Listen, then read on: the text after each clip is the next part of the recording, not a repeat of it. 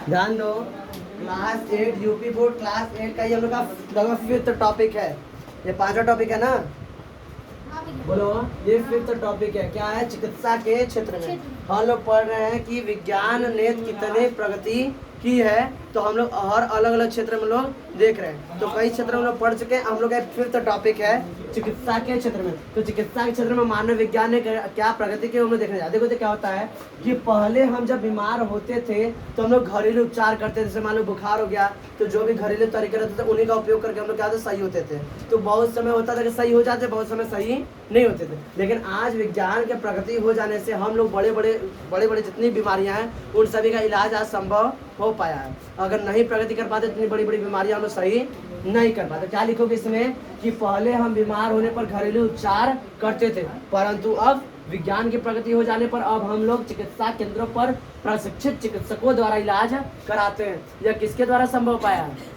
विज्ञान ने चिकित्सा के जो प्रगति के उसके ही कारण ये सारी संभव हो पाई है। देखो इसमें क्या क्या चीजें भाई, किसी चीज का आविष्कार हुआ तभी ना, तो किन किन चीजों का आविष्कार है हम कुछ चीजों का नाम बताएं। ऐसे तो चिकित्सा के में बहुत सी चीजों का आविष्कार हो, लेकिन कुछ चीजें जो जरूरी हैं बस वही लिखे हैं।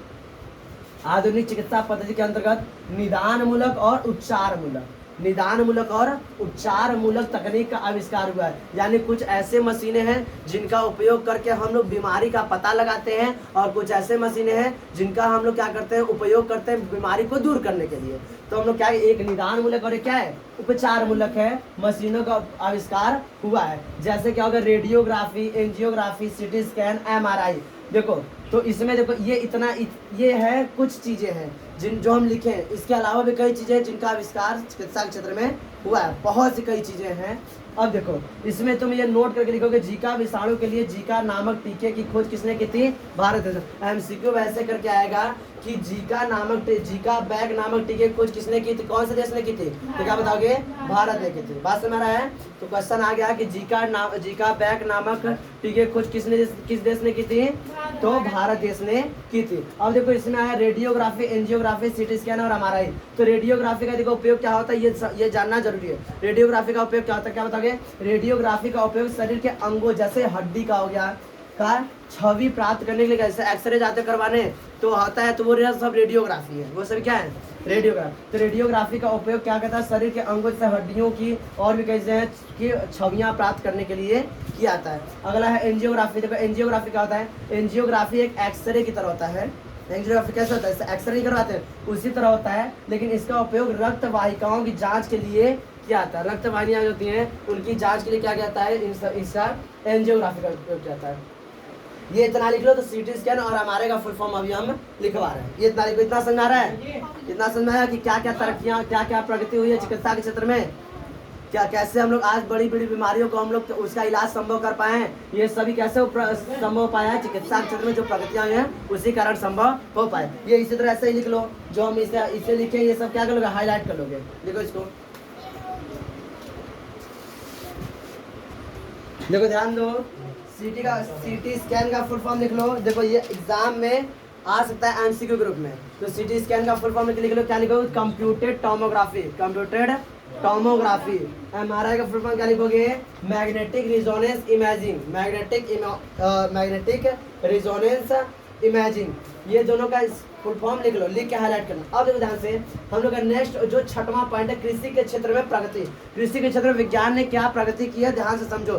देखो पहले क्या होता था कि पहले हम लोग जब भी सिंचाई या खेती करते थे तो खेती करने में लोग पारंपरिक साधनों का उपयोग करते थे। जैसे हम लोग क्या करते थे, खेत जोतने के लिए हल और बैलों का इस्तेमाल करते थे।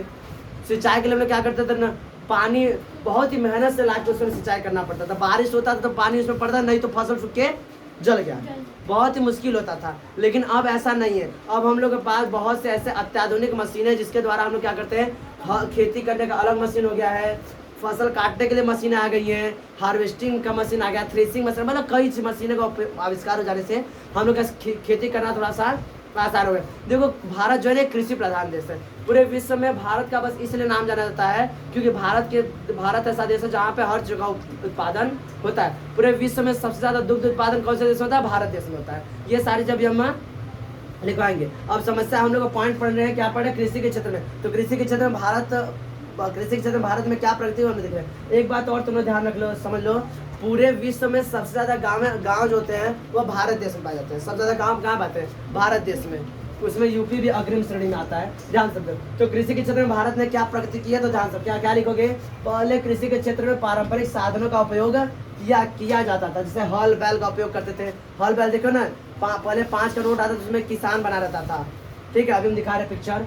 ढेकुली का उपयोग करते थे सिंचाई के लिए। रहट का उपयोग करते किसके लिए, सिंचाई के लिए। इसमें पानी वानी बहुत ज्यादा वेस्ट होता था, क्योंकि कुएं के पास ही पानी निकाल के वहीं पे गिराओ, वो बह के जाता था कहाँ पे, खेत में। तो इससे पानी बहुत ज़्यादा वेस्ट होता था। अब तो हम लोग स्प्रिंकल का उपयोग करते हैं, ड्रिप सिस्टम का उपयोग करते हैं। इसमें पानी बूंद बूंद ना जहाँ पेड़ वहीं गिरता रहेगा, पाइप लगा गिराते हैं, वो हम बताएं क्या होता है। लेकिन जैसे अभी जो पॉइंट है ये बस पहले समझ लो। देखो क्या बताओगे, पहले कृषि के क्षेत्र में पारंपरिक साधनों का उपयोग करते थे, जैसे हल बैल, ढेकुली, रहट आदि, ये और भी कई चीज़ जिनका उपयोग किया जाता था। परंतु अब हम लोग कृषि के क्षेत्र में अत्याधुनिक मशीनों का उपयोग फसल उपजाने के लिए किया जाता है। जैसे क्या क्या करते हैं, उन्नतशील बीजों का इस्तेमाल करते हैं, और उर्वरकों का इस्तेमाल करते हैं। सिंचाई के साधनों का अब जो है मॉडर्न जो है आधुनिक सिंचाई के साधन है, उनका उपयोग करते हैं। तो इस तरह से हम लोग क्या हुआ, कृषि के क्षेत्र में भी क्या हुआ है, प्रगति हुई है। ये इसको इसी तरह लिख लो। देखो ये कुछ कृषि के क्षेत्र में विभिन्न क्रांतियां हैं जिनको तुम लोग लिख लोगे। विभिन्न क्रांतियां, जैसे हरित क्रांति। हरित क्रांति क्या दिखाता है, फसल उत्पादन। हरित क्रांति क्या दिखाता है, फसल उत्पादन, क्योंकि पूरे फसल क्या होते हैं, हरे हरे होते हैं। तो हरित क्रांति मतलब फसल उत्पादन। श्वेत क्रांति, श्वेत क्या होता है जी, दुग्ध उत्पादन। दुग्ध उत्पादन, पूरे विश्व में सबसे ज्यादा दूध कहाँ पे उगाया जाता है, भारत देश में। पीली क्रांति मतलब तिलहन उत्पादन। तिलहन उत्पादन, हाँ। भूरी क्रांति मतलब उर्वरक उत्पादन। उर्वरक उत्पादन, हाँ। और नीली क्रांति मतलब मत्स्य उत्पादन। पानी नीला कलर का दिखता है ना, और उसमें क्या रहती है, मछलियाँ। ऐसा मत कहना, जल उत्पादन। मत्स्य पालन, उत्पादन नहीं, पालन। मछली कहाँ से उगाएंगे, मछली को पालेंगे ना। ये इसको इसी तरह लिख लो, लिख के लर्न कर लोगे।